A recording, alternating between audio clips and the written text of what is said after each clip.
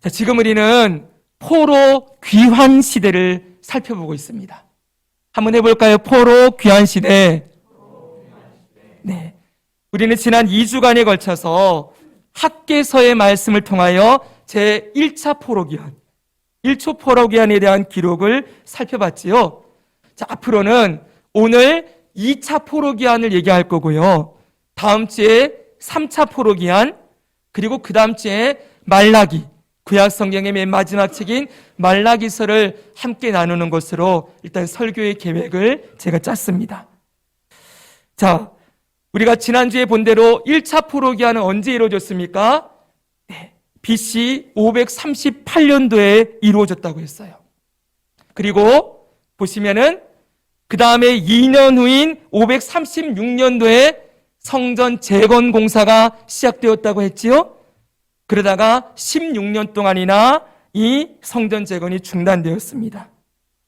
중단되었던 이때 16년이 지난 520년에 하나님은 학개와 스가랴 선지자를 보내셔서 이스라엘 백성들을 독려하시고 그 말씀을 들은 이 유다 백성들이 520년에 성전 공사를 다시 시작을 해서 4년이 걸린 516년도에 성전 재건을 완료해요.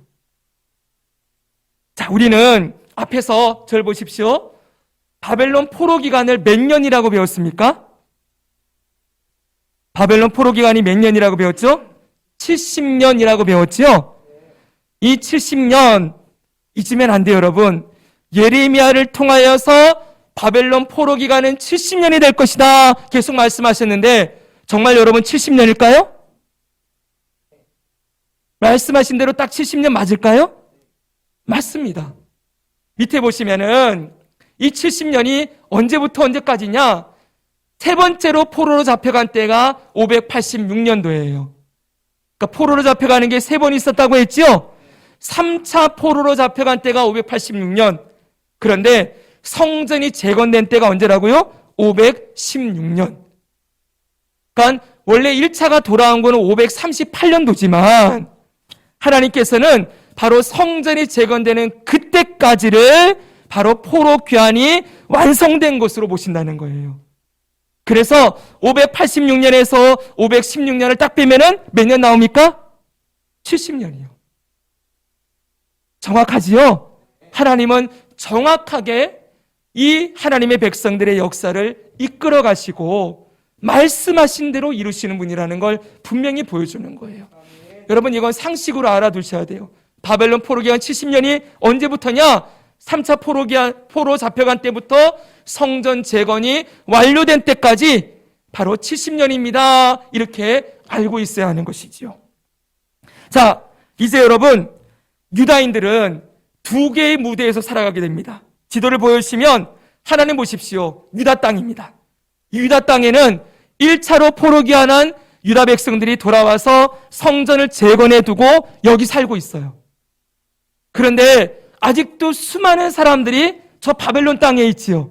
지금은 페르시아가 지배하는 땅이 되었지만 저 메소포타미아 문명이 있었던 저 땅에 유프라테스, 티그리스 강이 있는 저 땅에 포로로 잡혀가서 노예로 살고 있어요. 저기는 포로 공동체예요.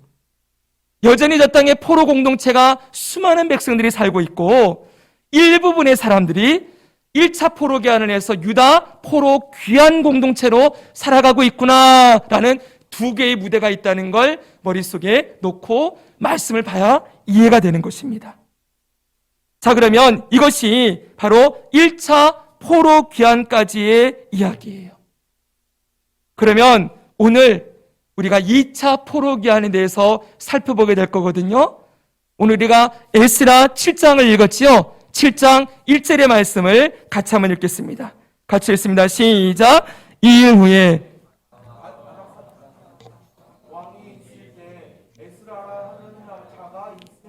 네. 자, 다시 한번 읽을까요? 2일 후에 시작. 2일 후에 바사왕 아닥사스다가 왕위에 있을 때 에스라라 하는 자가 있으니라. 아멘. 여기 1절에 이 일 후에라고 되어 있죠? 이 일이 무슨 일일까요? 이 일은 바로 앞에 나와요. 에스라 6장을 보면은 거기 14, 15절에 이런 말씀이 나옵니다. 제가 읽어드릴게요. 보세요. 유다 사람의 장로들이 선지자 학개와 id도의 손자 스가랴의 권면을 따랐으므로, 여기 누가 나와요? 학개, 스가랴 나오지요. 우리 들었던 얘기들이에요. 학개, 스가랴가 한 권면을 따랐으므로 성전 건축하는 일이 형통한지라 이스라엘 하나님의 명령과 바사왕 고레스와 다리오와 아닥사스의 조서를 따라 성전을 건축하며 일을 끝내되 다리오 왕 제6년 아달월 3일에 성전 일을 끝내니라. 아멘. 다리오 왕 제 몇 년이요? 6년. 지난번에 학계는 다리오 왕 제 2년. 4년 걸린 거 맞죠? 그렇죠? 바로 이 일은 뭐냐? 하나님의 말씀을 드린 유다 백성들이 16년 동안이나 중단했던 성전 재건을 다시 시작해서 4년 만에 공사를 끝냈던 그 일을 얘기하고 있는 거예요. 자, 그 일 후에 누가 올라오게 되는 겁니까? 바로 에스라가 유다 땅으로 올라오게 되는 거예요. 바로 이 에스라가 제2차 포로 귀환을 주도했던 인물이에요. 따라해봅시다. 제2차 포로 귀환. 네, 이 포로 귀환이 에스라를 중심으로 이루어지게 된다고요. 그런데 우리가 한 가지 여기서 알아야 될 게 있어요. 2차 포로 귀환은 1차 포로 귀환 후에 바로 이루어진 게 아니에요. 자, 시간을 보면은요, 1차 포로 귀환은 538년이에요. 그리고 2차 포로 귀환은 458년이에요. 얼른 여러분 암산해 보십시오. 몇 년이 지났습니까? 538년도에서 458년을 빼면은 80년이 나옵니다. 그러니까 1차 포로 귀환이 이루어지고 난 다음에 80년이 지난 후에 2차 포로 귀환이 있다는 말씀이에요. 꽤 긴 기간이죠? 80년이면은. 그러니까 여러분 에스라 6장과 7장 사이는 장수로는 한 장 차이예요. 그러나 거기에 몇 년의 갭이 있다? 80년이 있구나라는 걸 알고 있어야 된다는 거예요. 성경에 여러분 쓰십시오. 80년 갭이 있음. 그렇게 쓰세요. 오늘 좀 에어컨을 조금만 더 내려주시면 좋겠습니다. 앞쪽을 더 내려주시든지. 80년이 갭이 있는 거예요. 다 됐죠? 자, 그러면 다시 1절을 보십시오. 1절을 보면 에스라라는 인물이 등장하는데 1절부터 5절에는 그의 족보가 나와요. 그의 족보가 나오는데 보면은 이 족보를 살펴보면 이 사람이 보통 인물이 아니라는 걸 알 수가 있어요. 보면은 그는 같이 읽을까요? 시작. 그는 스라야의 아들이요 아사라의 손자요 힐기야의 증손이요 쭉 가가지고 대제사장 아론의 16대 손이라. 대제사장 아론, 모세 시대 아론의 16대 손이 에스라라는 거예요. 이건 아론의 16대 손이라는 게 중요한 것보다는 대제사장이라는 말에 포인트가 있어요. 하나님께서 제사장은 아론의 가문만 할 수 있도록 하셨죠? 거기에 아론의 자손들만 대제사장이 됐어요. 그러니까 이 에스라가 아론의 16대 손이라는 건 이 사람이 어떤 사람이라는 거예요? 대제사장이라는 거예요. 지금 나라는 비록 무너져 있지만 제사장인 이 에스라, 나라가 망하지 않았다면 제사장으로서의 사명을 감당하고 있었을 이 에스라를 하나님이 콕 집어서 야 에스라야 네가 2차 포로 귀환을 주도해라. 내가 너를 불렀으니 네가 이 일을 감당해라 라고 에스라를 뽑으셨다는 거예요. 그래서 여러분 이 에스라에 대해서 11절을 보면 이렇게 되어 있어요. 율리학자요 학자 겸 제사장인 에스라. 이게 자기소개예요. 이력서 쓸 때 프로필 쓰잖아요. 그 프로필처럼 에스라의 프로필이 뭐냐 그랬더니 율례학자, 이거는 율법학자라는 거예요. 그러면서 학자 겸 제사장인 나 에스라 이렇게 표현하고 있는 거죠. 자, 이 에스라가 2차 포로 귀환을 주도해서 이스라엘을 회복하는 일을 하는데 여기서 우리는 중요한 핵심을 하나 알고 있어야 돼요. 그냥 성경을 읽으면 7장 이후로는 전부 에스라가 한 일들이 나와 있어요. 에스라가 돌아와서 무슨 일을 했는지. 그런데 여기서 잊지 말아야 될 게 이 일을 에스라가 한 것입니까? 하나님이 한 것입니까? 분명하지요? 하나님이 하신 거지요? 우리는 성경의 기록을 볼 때 자꾸 사람에게 집중하려고 그래요. 아, 에스라가 위대한 사람이구나. 돌아와서 아주 큰일을 냈구나. 그가 아주 탁월한 사람이었구나. 자꾸 이렇게 생각하려고 하지만 아니죠, 여러분. 바로 그 에스라를 이 땅으로 보내시고 에스라를 통해서 일하시는 분은 하나님이시죠. 그러니까 앞으로 일어나게 될 모든 일들은 누가 하시는 거다? 하나님이 하시는 일이다라는 그 핵심을 놓치고 있으면 안 된다는 거예요. 2차 포로기한도 하나님이 하신 것, 에스라를 뽑아서 보내신 것도 하나님이 하신 것, 에스라가 돌아와서 한 모든 일도 하나님이 하셨다라는 걸 잊지 말아야 하지요. 그러면 여러분, 이제 우리가 여기서 질문할 게 있어요. 하나님께서 왜 바로바로 띄워주셔야 됩니다. 하나님께서 왜 에스라를 보내셨는가? 이걸 다른 말로 표현하면 하나님께서 왜 에스라를 통하여 2차 포로귀환을 이루시는가? 쉽게 말하면 2차 포로귀환의 목적이 뭔가? 이걸 우리가 알아야 되는 거죠. 1차 포로귀환의 목적은 우리가 알고 있지요. 1차 포로귀환의 목적이 뭐였어요? 성전 재건. 따라합시다. 성전 재건. 성전을 재건하는 목적이었어요. 하나님께서 이 일을 위하여 페르시아 왕 고레스를 세우셨어요. 그렇죠? 그리고 유다의 수룹바벨과 예수아라는 인물을 뽑으셨어요. 그리고 5만 명의 사람을 하나님께서 부르셔서 이 유다 땅으로 보내셔서 성전 재건을 이루셨지요. 1차 포로기한의 목적은 성취되었어요. 그러면 이제 지금 1차 포로기한 이후로 80년이 지난 이 시점에 하나님께서 2차 포로기한을 에스라를 부르셔서 이루시는 이유는 무엇일까? 이 질문이 있어야 된다는 거예요, 우리 안에. 그 이유가 크게 두 가지가 있어요. 오늘 그 두 가지를 말씀드리려고 합니다. 첫 번째는요, 바로 하나님의 살아계심과 하나님의 역사하심을 가르치시기 위함이었어요. 자, 연도를 보시면요, 2차 포로기한이 일어난 연도는 458년이에요. 1차로부터 80년이 지난 다음에 에스라를 보내시는 거예요. 그런데 다음 보시면 포로로 잡혀간 때, 제일 먼저 유다가 바벨론에서 포로로 잡혀간 때는 605년도지요. 1차 포로로 잡혀간 때가 605년부터 지금 2차 포로기한 458년까지는 빼면은 얼마예요? 147년이에요. 엄청난 기간이지요. 이스라엘이 맨 먼저 바벨론 땅으로 포로로 잡혀간 사람은 지금 바벨론 땅에서 147년을 살았다고요. 하나님은 150년에 가까운 시간을 지나고 난 다음에야 왜 2차 포로기한을 이루려고 하시는가? 이 생각을 해야 되지요. 10년이면 강산이 변하는데 강산이 15번을 변했어요. 얼마나 오랜 세월입니까? 우리가 앞에서 무대가 2개라고 했지요? 그 150년 동안 아무 일도 없었던 게 아니에요. 하나님은 80년 전에 1차 포로기한을 통하여 성전 재건을 이루셨어요. 지금 그 땅에는 유다 백성들이 포로 귀환 공동체가 살아가고 있죠? 이 땅은 여전히 포로 공동체가 있어요. 그런데 생각해 보세요. 아무리 성전 지어놓고 살아봤자 유다 백성들은 지금 나라 없는 백성들이에요. 나라의 주권을 잃어버리고 떠돌이 생활하고 있는 중이라고요. 유다 백성들이 저 유다 땅에 돌아가서 성전을 재건해 놓았지만 누가 그들을 인정해 주는 사람이 있습니까? 없지요. 그냥 저들은 그냥 자기들끼리 모여 사는 공동체라고 이름이 불려질 뿐이에요. 우리나라로 말하면 어디 지역의 김씨 마을 이 정도로 불리고 있는 거예요.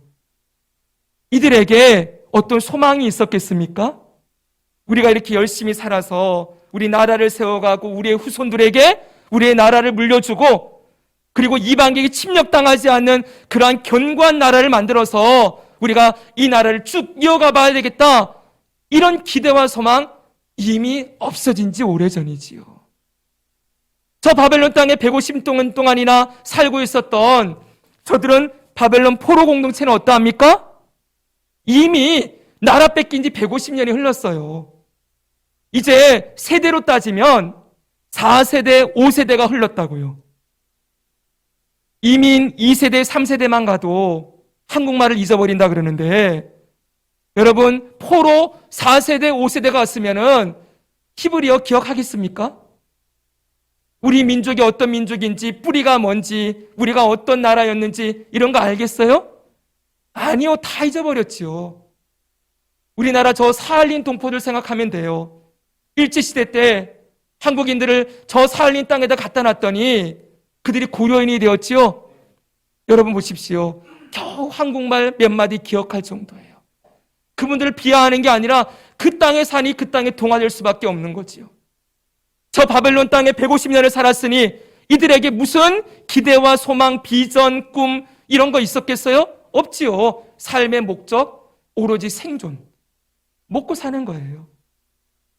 나 먹고 사는 거 잘 일궈서 그냥 내 자식 좀 물려주고, 또 그 자식이 또 그 땅에서 남의 나라에서 그 노예 생활하면서 겨우 먹고 사는 삶의 전부를 걸고 있는 그들이었던 거예요. 하나님이 하고 싶어 하는 일이 뭡니까? 이들을 깨우고 싶어 해요. 뭘 깨우고 싶어 하냐? 사랑하는 내 백성들아, 너희는 그냥 이 땅에 버려진 족속이 아니다. 사랑하는 내 백성들아, 너희는 그냥 이 땅에 나라 없이 이리저리 떠도는 그런 떠돌이 인생이 아니다. 사랑하는 내 백성들아, 너희는 내 백성이다. 내가 너희들의 왕이고 내가 너희들의 하나님이고 너희는 내 나라, 내 백성이다. 사랑하는 내 백성들아, 내가 너희를 찾노라. 너희는 다시 내가 살아계시고 역사하시는 하나님이심을 알고 다시 내게로 돌아오라. 이 얘기를 하고 싶으신 거예요. 그래서 에스라를 보내시는 거예요. 에스라가 가서 뭐 했는지 아십니까?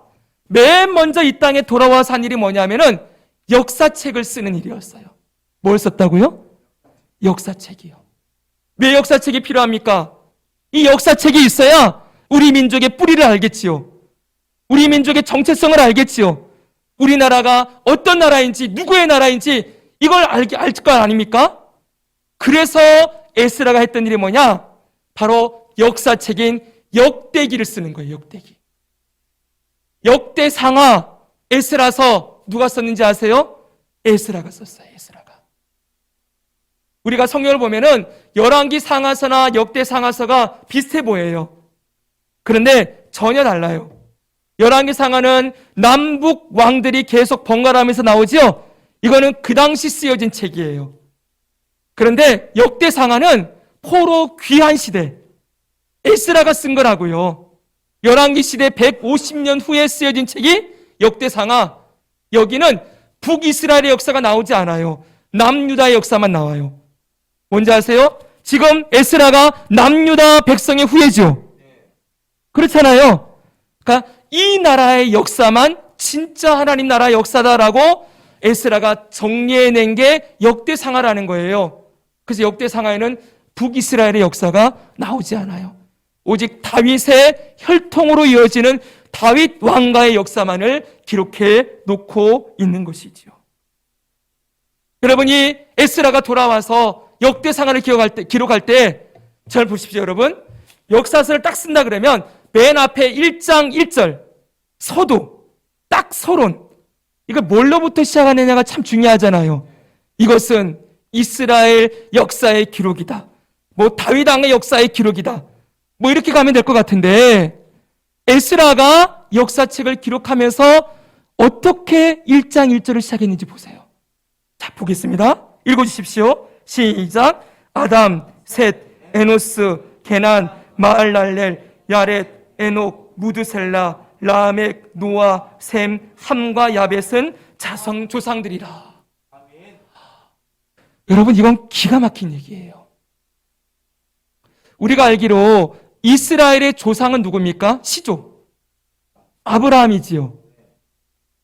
그렇죠, 여러분? 아브라함이 이스라엘의 시조예요. 그럼 이 에스라가 지금 이스라엘의 역사를 기록한다고 하면 누구부터 시작하면 돼요?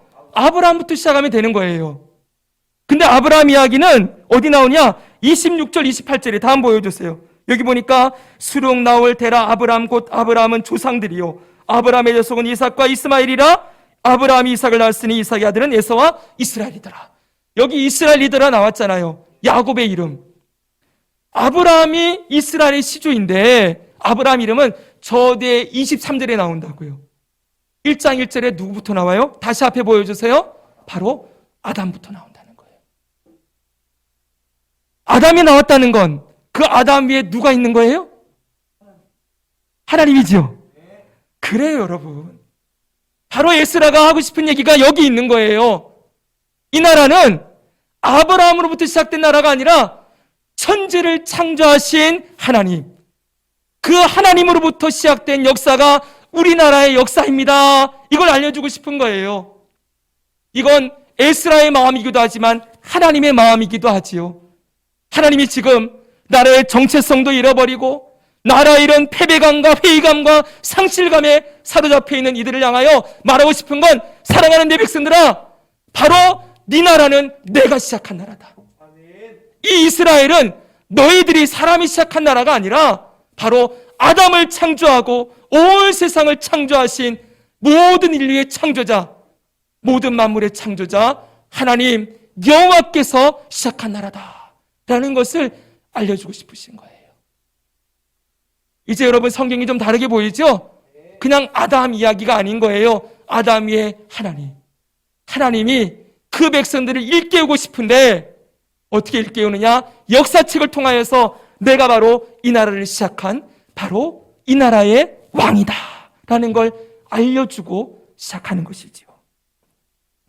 그래서 여러분, 이 하나님으로부터 시작된 나라가 쭉 이어가서 다윗 시대를 지나서 쭉 내려가는데 역대상하의 기록이 그렇잖아요. 다윗이 11장에 나와요. 11장부터 역대상 11장부터 다윗 이야기가 쭉 나오다가 맨 끝에 가면 뭐가 나옵니까? 나라 망하는 이야기가 나오는 거예요. 역대하 36장 끝장 기록 볼까요? 17절에서 20절입니다. 이 말씀 우리 같이 한번 읽겠습니다. 시작. 하나님이 갈대아 왕의 손에 그들을 다 넘기심에 그가 와서 그들의 성전에서 칼로 청년들을 죽이며 청년 남녀와 노인과 병약한 사람을 긍휼히 여기지 아니하였으며 또 하나님의 전의 대소 그릇들과 여호와의 전의 보물과 왕과 방백들의 보물을 다 바벨론으로 가져가고 또 하나님의 전을 불살하며 예루살렘 성벽과 그들의 모든 궁실을 불살하며 그들의 모든 귀한 기름들을 부수고 칼에서 살아남은 자를 그가 바벨론으로 사로잡아가며 무리가 거기서 갈대아 왕과 그의 자손의 노예가 되어 바사국이 통치할 때까지 이르니라. 아멘. 이게 역대하 마지막 기록이에요. 하나님이 시작했던, 아담을 창조하시고 천지를 창조하신 하나님이 시작했던 그 나라가 다윗 이후로 나라가 둘로 갈라지더니 우상 숭배하다가 북이스라엘 망하고 남유다 3번 바벨론에게 침공당하고 70년 포로 생활을 하게 되었다. 이게 하나님이 쓰시는 역사예요. 그런데 이걸로 끝나지 않지요. 이게 지금 몇 절이에요? 20절이지요? 그 다음 22절, 23절에 이렇게 나오고 있습니다. 이게 끝절이에요. 바사의, 들어보십시오. 바사의 고레스 왕 원년에 여호와께서 예레미야의 입으로 하신 말씀을 이루시려고 여호와께서 바사의 고레스 왕을 마음을 감동시키심에, 보세요. 여호와께서요. 주어가 누구에게 있어요? 여호와. 하나님이 아직 이 나라 안 끝냈다는 거예요. 하나님이 살아계시고 하나님이 역사하시는 이 나라의 왕이신 하나님이 이 나라 다시 살린다는 거예요. 그래서 여호와께서 바사왕 고레스의 마음을 감동시키심에 그가 온 나라에 공포도 하고 조소도 내려 이르되 바사왕 고레스가 이같이 말하느니 하늘의 신 여호와께서 세상 만국을 내게 주셨고 나에게 명령하여 유다 예루살렘의 성전을 건축하라 하셨나니 너희 중에 그의 백성된 자는 다 올라갈지어다 너희 하나님 여호와께서 함께 하시기를 원하노라 하였더라. 아멘. 회복이 나오지요?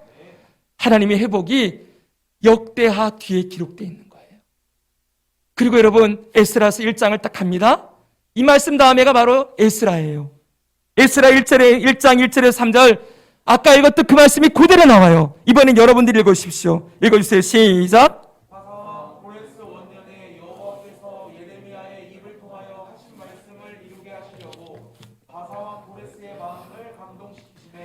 그가 온 나라에 공포도 하고 조소도 내려 이르되 바사왕 고레스는 말하노니 하늘의 하나님 여호와께서 세상 모든 나라를 내게 주셨고 나에게 명령하사 유다 예루살렘의 성전을 건축하라 하셨나니 이스라엘의 하나님은 참 신이시라. 너희 중에 그의 백성된 자는 다 유다 예루살렘으로 올라가서 이스라엘의 하나님 여호와의 성전을 건축하라. 그는 예루살렘에 계신 하나님이시라. 할렐루야. 아멘. 이럴 때 정말 할렐루야예요. 하나님을 찬양하지요. 보십시오. 역대 상하 에스라가 기록했고 에스라서도 에스라가 기록했어요. 근데 이 역대 상하 에스라를 기록하게 하신 하나님이 뭘 말씀해 주고 싶어 해요? 이 나라 끝나지 않았다. 다시 내가 저 페르시아의 고레스 사용해서 이 나라 회복시키는 일을 할 거야. 잃어버렸던 성전 내가 다시 짓게 해줄게. 잃어버렸던 하나님의 임재, 하나님의 영광, 우상 숭배하고 반역함으로 죄인 되었던 이 죄인들을 하나님이 다시 부르시고 건지시고 살리시는 일을 하시겠다고 약속해 주고 계시는 거예요. 그걸 누가 기록하고 있는 거예요?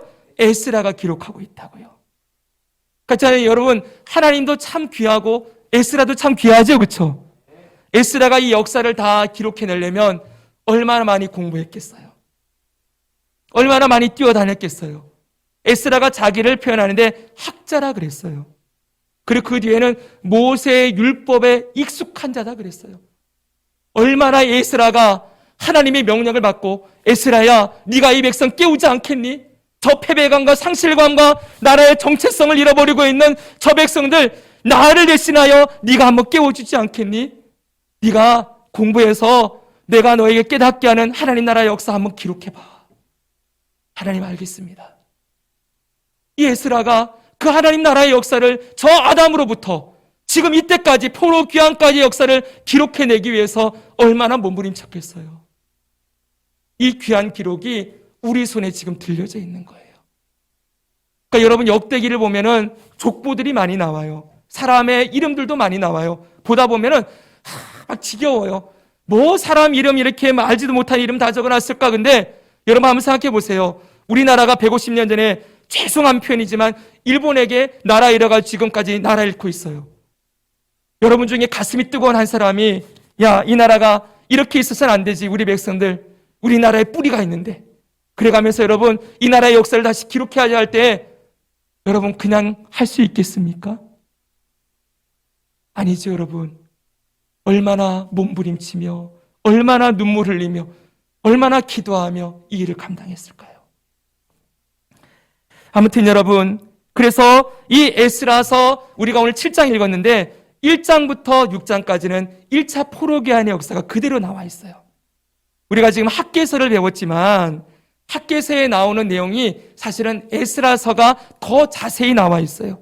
왜 성전 공사가 중단되었는지, 16년 동안 왜 중단할 수밖에 없었는지, 어떻게 다시 성전 공사가 시작되었는지 이런 얘기가 1장에서 6장까지 다 나와 있는 거예요. 이것도 에스라가 경험한 일이 아니에요. 에스라는 1차 포로기한 80년 후의 인물이라 그랬죠. 그렇죠, 여러분? 이미 80년 전에 1차 포로기한 자들이 돌아가서 성전 지어놓고 끝났어요. 이 뒤에 태어난 에스라는 자기가 보지 못하고 듣지 못한 역사를 그 땅에 돌아가서 다 호구조사하는 거예요. 어떤 일이 있었습니까? 그 당시에 누가 돌아왔습니까? 그래서 그들 한 사람 한 사람의 이름을 다 기록해 놓고 후대들을 위하여 하나님 나라 백성들을 위하여 남겨놓는 기록이 바로 에스라서인 거예요. 그래서 여러분 에스라서 2장 한번 가보세요.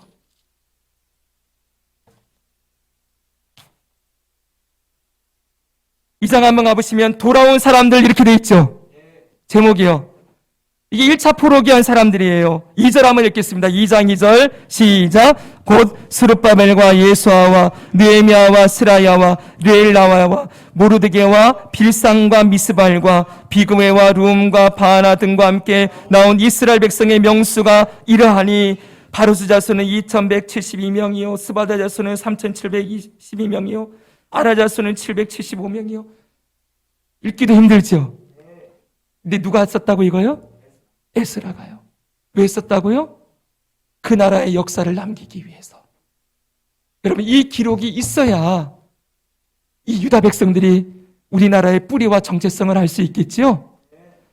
그 사명감으로 기록해낸 게 이거예요.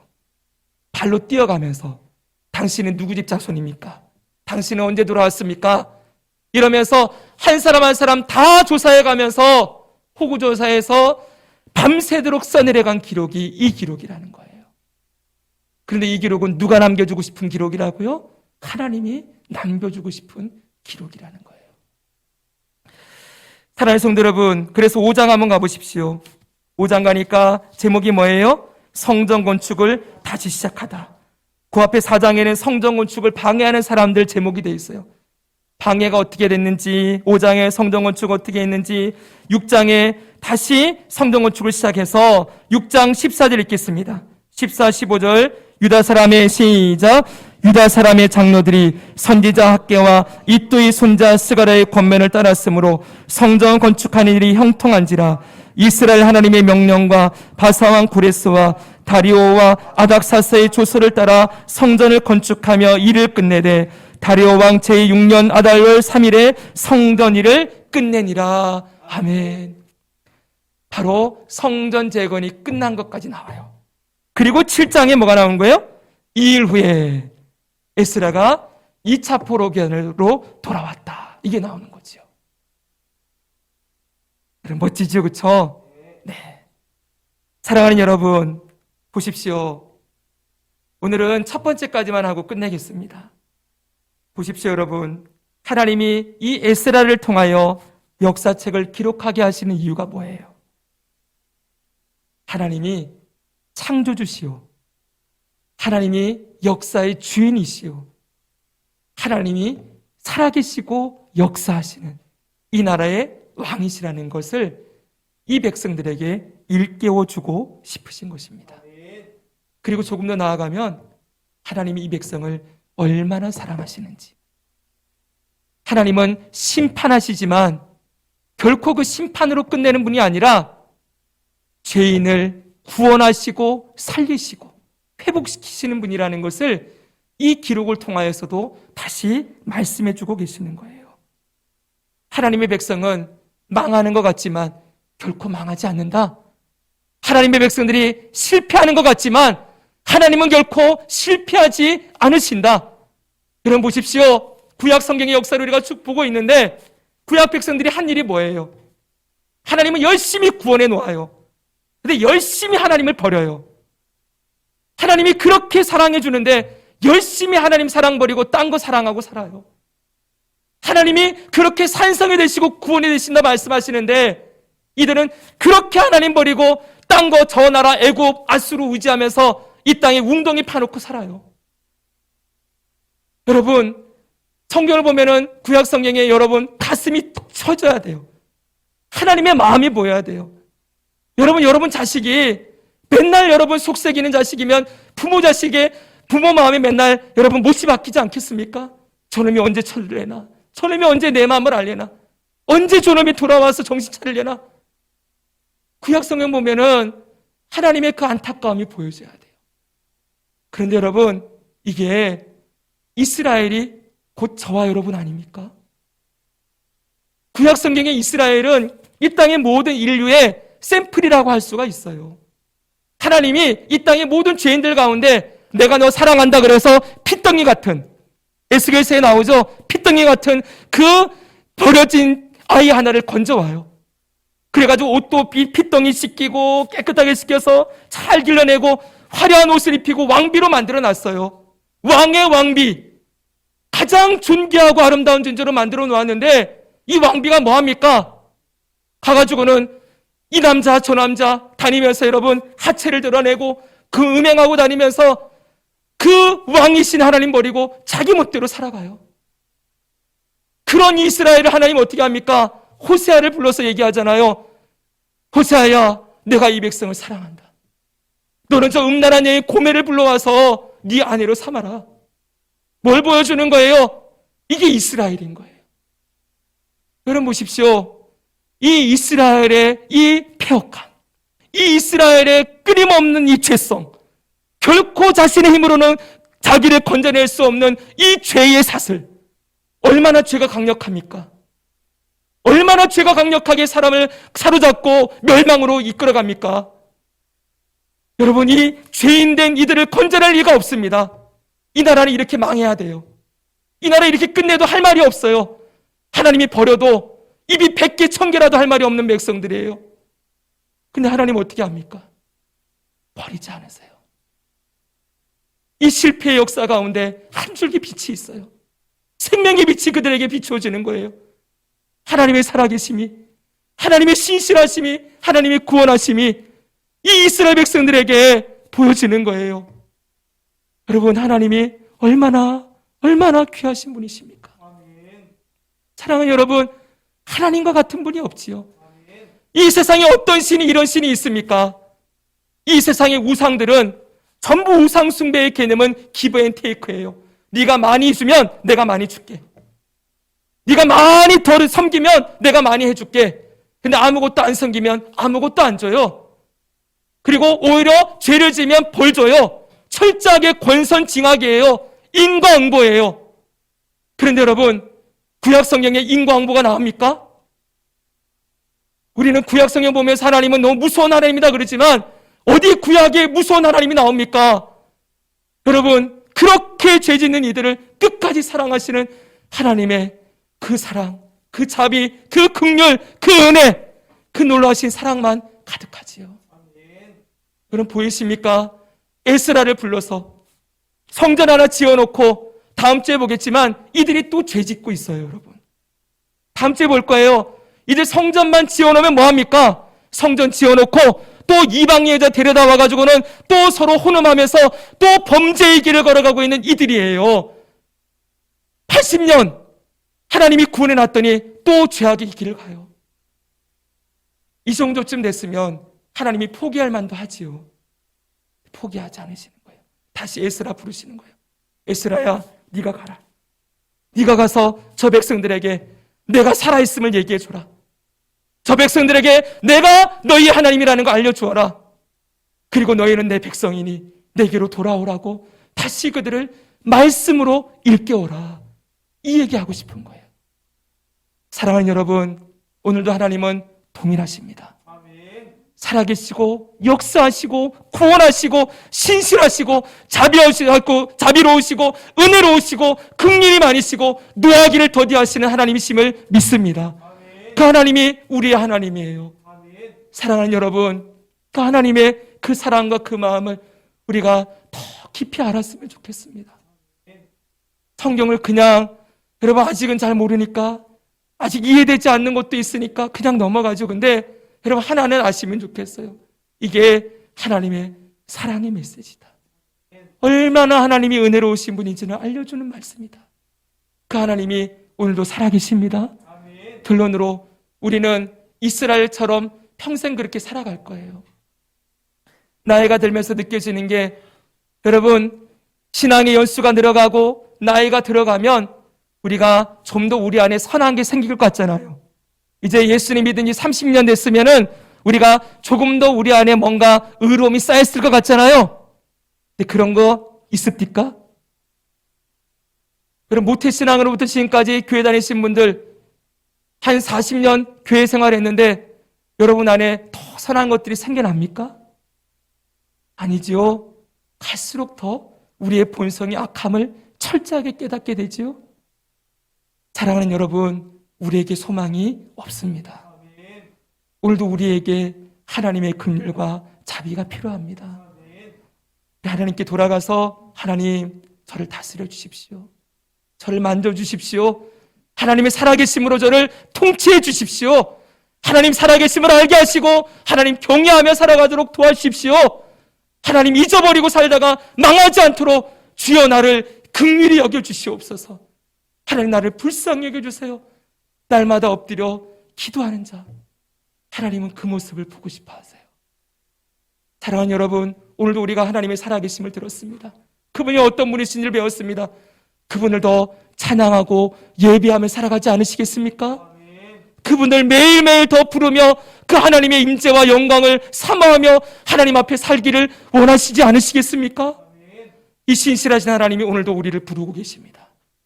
여러분을 부르고 계십니다. 그 부르심에 응답하여 하나님, 제가 하나님의 마음을 알고 이 땅에 하나님의 나라를 세워가는 삶을 살기 원합니다. 저를 사용해 주십시오. 그 고백을 주님께 드리며 일평생토록 하나님의 은혜와 자비와 긍휼을 누리고 전하며 증거하는 자로 살아가기를 주 예수님의 이름으로 축복합니다. 아멘. 기도하겠습니다.